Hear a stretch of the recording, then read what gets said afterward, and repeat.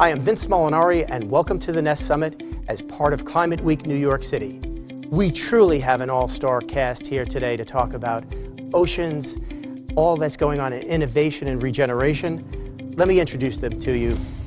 Andy Sharpless, the CEO of Oceana.org, Leah Diorial, founder of Oceanic Global, Sam Teicher, co-founder and chief reef officer, my favorite title ever, at Coral Vita, and Megan Reilly Cayton, co-founder of Oceans 2050. Welcome, everybody. Delighted you can join. We talked a little bit about earlier in the virtual format, but really looking forward to, as we all engage further, how this digital transformation has really allowed us to get stories out in ways that we didn't realize we could before, and really to amplify those. So goal today is really for you all to share with us some of the great work that you're doing at your organization, some of the challenges. Where do we go next? How do we all help? And I wanted to start off with Andy. Andy, you know, Oceana has been doing amazing things for years. You've been driving that organization. You know, I'd love if you can jump in and tell us some of the great things about Oceana. Well, I thank you, Vince. Our job is to save the oceans, to help feed the world, and we do that by national policy change in key countries whose oceans constitute the most valuable, the most productive parts of the world's oceans. Turns out that you can actually save the oceans kind of country by country if you go to the right places. Wow. And what have you been seeing as some of the bigger challenges, concerns around the oceans today, Andy? There are three things: industrial scale overfishing, ocean plastic pollution, and then climate change driven events that relate to, especially to the ocean's uptake of CO2 from the atmosphere, which changes the chemistry of the ocean in a deeply profound and destructive way. Thank you, Andy. We're going to come back to more of that and unbundle as we go along. I'd like to jump to Leah. Leah, you've founded the organization. You've been moving forward. Tell us some of your thoughts of what you're doing, and same kind of question. What are the concerns that you see around the oceans? Yeah, so I think in relationship to Climate Week, I think one of the main things that we try and do is really looking at engaging your audiences around ocean conservation and looking at providing solutions at two levels. One is through individuals and communities, so this is much more around educational programming, and then the second one is really working with specific industries to shift operating practices. So this is through one of our programs called the Oceanic Standard, and here we really work with businesses such as hospitality, professional sports, music and entertainment to eliminate single-use plastics. And the way that we're really looking at talking about it this Climate Week is actually looking at breaking down plastic pollution as a climate change solution. So, when you're thinking about things like plastic, not only does 1 in 8 barrels of oil actually go to making plastic, but also once the end of life cycle of plastic, when it enters the ocean and the methane gas that actually comes out of that, as well as when it goes to landfill, as well as things around like waste management, et cetera, which is what we touch upon through the Oceanic Standard program. Maybe you can frame it up a little bit in size and scale. We hear more and more about plastics, the impact. Plastic never goes away in the ocean, as far as I understand, right? Am I right? It never completely goes away. It breaks down into smaller and smaller pieces. And that's one of the things that we also touch upon is the human health factor of it. So there's definitely the environmental impact of plastic pollution, but also the fact that it accumulates up the food chain. A lot of what Oceana does with seafood and ending up on, with the fish that you eat, et cetera, but also looking at things like water quality. So actually in the US, 93% of water is contaminated with microplastics. So we're actually taking this into our bodies. So we really look at highlighting what is the environmental cost of it, but also touching upon the human lens. Great. I'd love to jump to Sam next. Sam, I understand some of the great work that you're doing at Coral Vita. Love to learn more about it. And I think the first thing that jumped out at me was growing coral, but wait, you're growing it on land. So tell us a little bit about that innovation. So we are integrating breakthrough methods developed by our advisors, other members of the scientific community, to grow corals up to 50 times faster, which translates into months instead of decades, strengthen the resilience to threats like warming and acidifying oceans, and also increase their genetic diversity. And we're doing that through a commercial land-based coral farming model. So imagine just aquaculture on land. We have tanks, we take corals out from the ocean, bring them to the farms on land. We're running nice, clean seawater. It's almost like a spa treatment for them.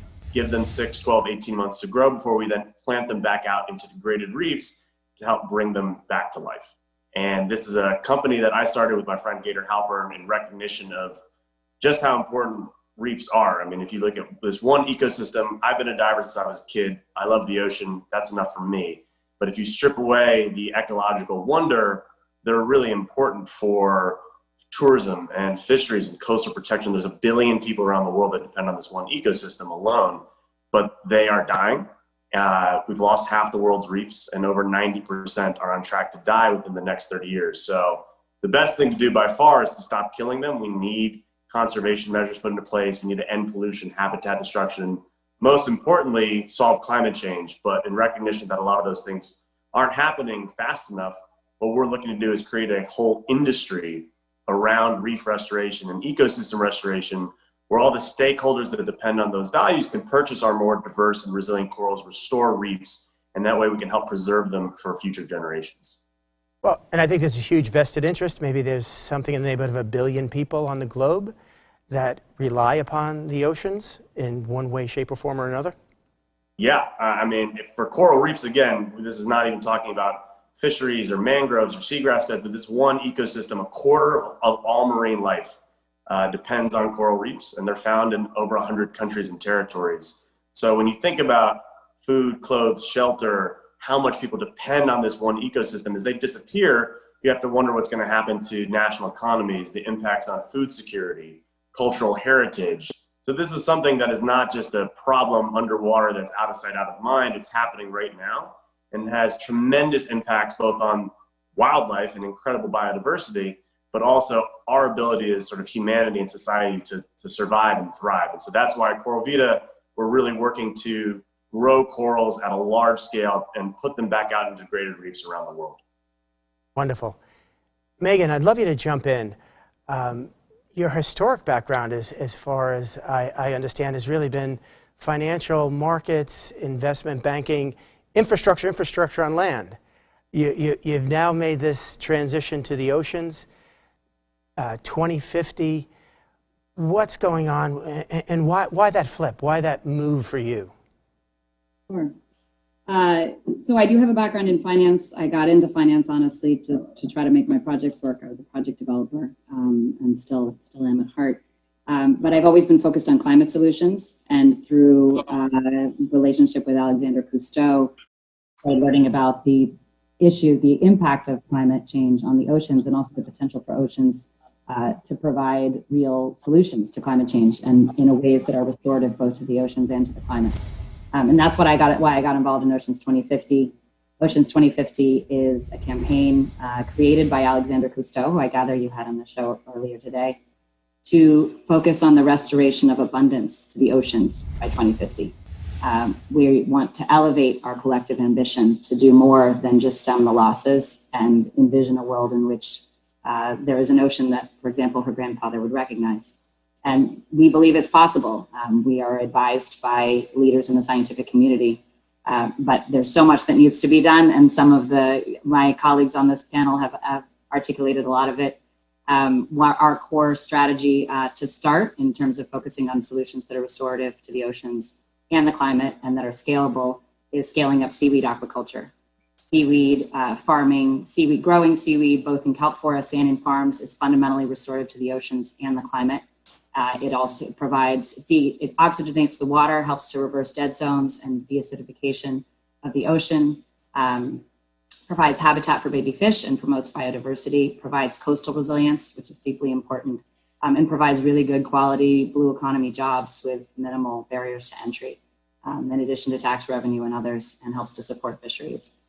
We also believe it's fundamental to helping to feed the world in 2050. Andy knows a lot more about that than I do with Oceana's campaign, which has had a lot of success around global fisheries. We think seaweed aquaculture is a fundamental part of the solution. What we bring to the table is both Alexandra's voice and our ability to really be out there as at the forefront of advocating for really regenerative, restorative solutions on multiple levels. And also world-class science. Our chief scientific advisor is the world expert on macroalgae and carbon, and we're running a project right now, a primary research project that we hope will demonstrate convincingly the sequestration of carbon in sediment by macroalgae and help to support monetizing those carbon economics for seaweed farmers, expanding the social license for seaweed farming, and helping to scale up seaweed farming around the world. I want to come back to more of that in a moment, Megan. But I want to jump back over to Andy. You brought Andy into a bit of the conversation. It seems there's lots of collaboration going on between organizations. Andy, I believe Oceana is the most focused NGO on preservation and regeneration of the oceans, or close to it. You have so many different initiatives that you've focused on. What's been the most effective? What do you pride yourself on as Oceana? Well, you're asking me to choose which of my children I like best. Is that what you want, Vince? Well, at least give them all a little bit of love. But give me who's been the best behavior. Well, this week? I agree with you. I mean, first of all, this is a great panel, and the work that's being done by everybody on this panel is necessary and essential. And it's very hard to choose just one thing. The thing that the thing that I am most proud about at Oceana is when we've been able to achieve national policy change in big countries that have a big important piece of the ocean that they control, that requires rebuilding, as Megan was saying, that requires, as a matter of national policy, that when they've depleted or overfished, they must fix it and not just stop making it worse, but rebuild to abundance, as Megan says. One of the great things about ocean conservation is that the fish will come back remarkably quickly. This is a really robust and abundant and fertile part of nature, and you don't have to wait 100 years to see results. And so that's been my, most satisfying, my team's work, always with allies, always in partnership. The American ocean is better off now than it was 10 years ago in very measurable ways. Even important parts of the European ocean are better off than they were 10 years ago. So this is a situation where turnarounds do happen, they can happen, and you can measure them in the water. So people shouldn't get discouraged. And I love that part, Andy. We talk about the challenges, we talk about the problems, especially this panel and many others are creating solutions. They're making a difference. They're moving that level to an actionable result. And I love when you talk about the impact that you've had on policy, right? What's been occurring. If you talk about the benefit for the moment of why U.S. oceans, and perhaps to some degree, as you referenced, the European oceans are better today than they were 10 years ago, what do you attribute that to? What could we amplify within that? Well, it sounds like a basic thing. Science-driven policy making, make policy rooted in the facts, stop overfishing, protect key nursery habitat, protect the reefs, and implement it. Enforce the law. And then measure results so you can go back to your policymakers and to your citizenry and show, look, when you have a sensible science-driven policy that stops overfishing, that protects key habitat, look at what you get. You get more fish, you get more jobs, you get more food. And then you get a huge benefit for climate change, which we ought to come back to make sure everybody talks about. Everybody on this panel will enthusiastically talk about the connections between rebuilding ocean abundance and dealing with climate change. And I hope we'll come to that, Vince. Well, I'm going to come back to you on that, and you're going to tee that off for us in a minute, Andy. I'd love to jump back to Sam for a second. Sam, you are the entrepreneur. You're building from ground up. You're, no pun intended. And you're building from what was a dream, I guess, a vision born from your passion to make a difference back to those billion people that could be impacted. It's never easy. Tell us about some of the trials, tribulations, the difficulties, and really a testimony to you and the team that you continue to come out the other side of those challenges? Well, I can tell you that I did not grow up dreaming of being a coral farmer as much as I love the ocean. I didn't even imagine myself becoming an entrepreneur, but it's something that my co-founder Gator and I sort of found ourselves in while we were in grad school, looking at these big environmental challenges and recognizing that some of them weren't being addressed at the pace and scale needed by government, by policy, by NGOs, by academia. There needed to perhaps be a business solution that could come in to work together with all those various communities to really scale things up. And so that was what led to Coral Vita even emerging as a company. I'm definitely in an also interesting position to be an entrepreneur where I hope my company gets put out of business. I don't want to have to restore. I love that planned obsolescence. Yeah, you know, I hope to live in a world where reefs are fine. Unfortunately, we're not heading in that direction. And as you were sort of alluding to, it's a company I started while I was in grad school, and we've gone through our fair share of bumps. This is the case with many startups, but we have really experienced the past year in particular a number of heavy ones. So we launched our first farm in Freeport, Grand Bahama in May of 2019, partnered with the Grand Bahama Port Authority, got support from the government of the Bahamas, working with local communities is a big part of our model. So really had an exciting summer growing 24 native species of coral. Most Caribbean projects go 3 to 5. Corals make babies after the full moon. That's a whole other conversation, but basically it takes about 1 million eggs to produce one adult coral typically. We got that ratio down to around 100 to 1. We were negotiating restoration contracts and having our farm be a popular new tourism destination on the island. And then Hurricane Dorian arrived. We just had the 1-year anniversary of that. And it was the strongest storm ever to hit the Bahamas. One of the strongest recorded storms in Atlantic history, 225-mile-an-hour winds. At our farm, an 18-foot storm surge. That was almost triple the 100-year flood event. So we were knocked out of commission, to say the least. We spent all of the fall doing humanitarian work for the local community, then started rebuilding our farm. And 2 things happened. One is that the time after the hurricane brought this disease that unfortunately has been spreading around the Caribbean and Florida since 2014, so pandemic under the sea as well.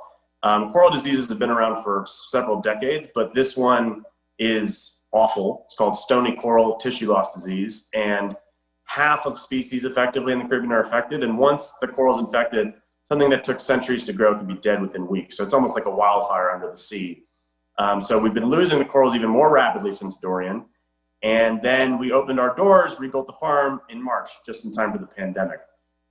So that definitely has forced us to completely adapt. We got exemption from the government to keep operating. And in our mind, after the storm and even through the pandemic, the importance of our work and the importance of protecting nature around the world is even more clear, because if you strip away everything else, we saw mangroves and coral reefs save people's lives during Hurricane Dorian. They slowed down the storm surge. When you've got island nations cut off from supply chains during something like the pandemic, you're able to promote local food security and then also creating local jobs, while then thinking about the tourism industry is going to have to come back in a different way. Can we build nature-based and eco-friendly tourism in such a way that these reefs being healthier can help the economies in these nations recover? So we're still on our mission. We're actually in the process of raising a $2 million round to expand our facility in Grand Bahama to the largest coral farm in the world. And then we still want to do this work globally and work with organizations like everyone in this panel, because ultimately it's a team effort, and these crises are going to keep happening. It's not going to get easier, but that doesn't mean we can't and should stop doing the work. It only reinforces the need to do it better and more rapidly. Thank you for your commitment and tenacity on that, Sam. I want to jump to Megan. Megan, tell us a bit more. You know, you're innovating, and I know you're so excited about seaweed, giant sea kelp, the impact. Give us a bit more about the approach. What do you think the outcomes are going to be as a result of that, and how do you get there? Well, I'm so excited to hear more about Coral Vita's work, which I've admired from afar, and I think we're all very aligned. And, you know, as Andy said, in the importance of restoration, regeneration, keeping some of these ecosystems on life support while we address the climate crisis, which is really at the root of the ocean crisis, and vice versa, to be frank. So seaweed's just one of Ocean's 2050's approaches. We're part campaign in terms of trying to elevate people's ambition. One of the things that's been one of the ideas that founded Oceans 2050 was this appreciation that a lot of people think there's no hope. If you survey them, a lot of people think that the kind of doomsday scenarios for the ocean in 2050, more plastic than fish, no more coral reefs, have actually already happened. And that's not the case. We've lost about 50% of our blue natural capital, and we've got about 10 years to try to save the rest. This is a really crucial decade for so many reasons. But we can do it. To Andy's point, the science shows us that the oceans will regenerate if we give them the space and we focus on restoration. So seaweed aquaculture is our core initial strategy because we see that it's fundamentally scalable and provides so many benefits to the oceans and to climate. With our particular blue carbon project, what we're looking to do is quantify the relationship between seaweed and carbon so that all the seaweed farmers out there, there's about 6,000 square kilometers of seaweed farms around the world, about 95% of them are in Asia. But so that all those seaweed farmers who are delivering carbon benefits as well as other ecosystem benefits can get paid for that to enhance their revenue generation and to focus their attention also on doing work in a regenerative way. It may be through our scientific study we find out what are the aspects of seaweed farming that enhance carbon sequestration so that we can then design the first carbon optimized seaweed farm. We hope with that research and science and the development of a protocol that will allow those farmers to sell credits on the voluntary carbon market, that will be able to enhance the social license for seaweed farming in the West, where it's often faced some opposition, to really scale it up in a nearshore environment, and then to go offshore, which is where seaweed really needs to go in order to deliver on its climate and its ocean restoration potential. So we see that it's possible for seaweed farming to draw down up to 10 gigatons of CO2 by 2050, which would be if folks are familiar with the drawdown list of different solutions to climate change, somewhere in the mid-teens on the list, not so far away from offshore wind. It's possible. We're doing the science to really demonstrate and advance our understanding of it. And we really believe that it's one of the fundamental solutions that will help us address the climate and the ocean's challenges, as well as to the points mentioned previously, offering real quality jobs to out-of-work fishers and folks who depend on the ocean, and helping to address food security challenges for the planet going forward. Megan, am I right at the outcome of this, if it all pulls together, there's new product creation around carbon that can be sold, traded, that goes back to the beginning of the system, right? To engage job creation for restoration. So really you're bringing your years of skills and talents in investment banking to new innovative technology as well as thought processes here. Very exciting. Yeah, no, we're looking to bring new revenue streams in, and farmers should get paid for the restoration that they're providing. They're absorbing carbon. There's also opportunities in water quality markets because seaweed absorbs nitrogen and phosphorus. We're looking at potential other payments for ecosystem services like biodiversity. And absolutely, this is a way I can add some value to this broader climate conversation and to the effort to restore the oceans. Awesome. Leah, can you come back to us? We'd love to learn more. As you launched the initiative, you've grown. What I thought was so impressive was these advisors, people that are coming around the world to support your work. What do you attribute that to, and what should you highlight for all of us as part of this education and awareness? Yeah, so a little like Sam, when I started the organization, this wasn't kind of my dream since a young child to go into the ocean conservation space. It really came out of a sense of urgency. For me, the oceans was, this happy place, and I realized how important it was, and also how much was at stake. So really, when starting Oceanic, one of the things that I wanted to do was not recreate the content wheel. There's so many amazing organizations out there. So instead, we decided, how are we going to partner with synergistic groups to highlight and amplify the work that they're doing, and also find kind of a niche within it. So that's why we have so many amazing advisors, as well as different nonprofit partners, many who are actually on this panel today. And that's really kind of the ethos of how we started it and how we've grown from that. And then in terms of, the impact and the change and working together towards this mission, what we found was to really create behavioral change at all levels, it needs to happen in an individual, community, industry, and also policy. And again, knowing that we weren't going to be able to do all of it, how can we partner with different organizations to kind of drive the necessary steps forward? So we're very much focused on the individual and the business. And we've noticed that as a result of the combination of both, sometimes policy will actually happen. So for example, when we went down to Barbados to help them eliminate single-use plastics from their operations, this was actually aligned with one of their goals to go plastic-free that they implemented last year. And we really brought the hospitality industry together to help them through this, but also touching upon things like the local waste management infrastructure available, because there isn't one size fits all to all of this. But at the same time, we brought in 6 different nonprofits to help us through this that were doing programming throughout the year. So we weren't just coming in, helping educate and leaving, but really looking at empowering these solutions and making sure that there was measurable impact happening beyond that inclusion of that specific program. Great. I'm going to go over to Andy, and we're going to do a bit of a round robin here briefly to close out, and this session we can talk for hours is coming to an end pretty quickly. Andy, let's talk about climate change, the impact on the world real quickly, and if you can weave in a call of action to that, and I'd ask each of you to close the same way. So if we could start off with you, Andy, please. People should know that if they help us rebuild an abundant ocean, they're helping to stop climate change. They're doing that in 3 ways. Carbon sequestration, we've heard about a lot already. Wind power, ocean wind power is a big opportunity. But the thing that people don't know as much about is livestock production is a big driver of climate change, a big driver in the world.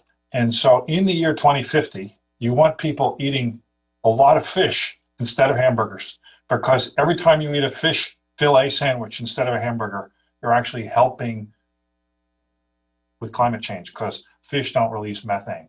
So that's the kind of the call to action I have, is that people need to connect those 2 dots, that like the oceans, rebuilding ocean abundance as a food resource is good on its own, but it also helps with this enormous problem we have of climate change.